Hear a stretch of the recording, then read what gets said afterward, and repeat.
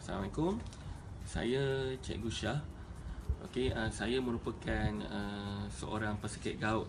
Tapi itu dululah. Saya kena gout masa tu dah 4 tahun.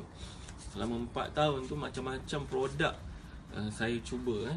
Dengar apa sajalah, ada orang suggest, recommend produk, saya cuba. Tapi kebanyakan yang produk yang saya cuba tu tak begitu berkesan. Sehinggalah pada tahun 2014, kami diperkenalkan dengan Forever Living produk. Rupanya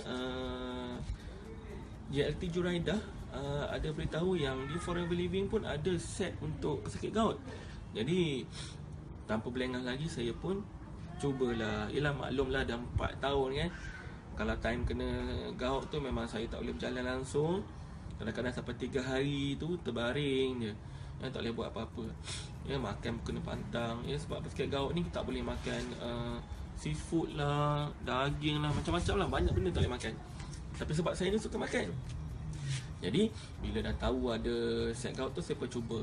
Iaitu kita ada Nectar, RTC dan Royal Jelly untuk set gout ni.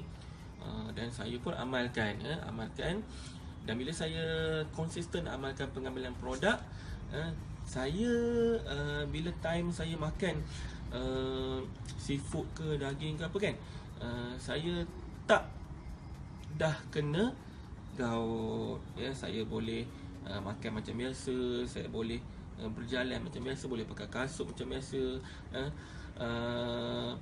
Sebab produk ni, Nectar ni memang dia cuci habis. Bila kita, macam saya lah, bila saya buang air kencing tu, memang segala-galanya keluar. Sebab uric acid ni, untuk pesakit gout ni, uric acid ni dia keluar melalui 2 cara, iaitu melalui pembuangan air kencing dan juga perpuluhan. Perpuluhan ni kalau kita exercise, kita jogging lah, dan buang air kencing. Lepas tu bila saya amalkan Nectar ni, bila saya tahu kan, contoh macam hari tu saya nak makan seafood ke daging kan, saya ambil Nectar ni banyak. Saya ambil 150 ml. Kemudian RTC saya ambil 3 biji pagi malam. Dan sama juga dengan Royal Jelly pun saya ambil 3 biji. Dan sama juga sebelum tidur, maknanya selepas makan tu pun saya repeat balik.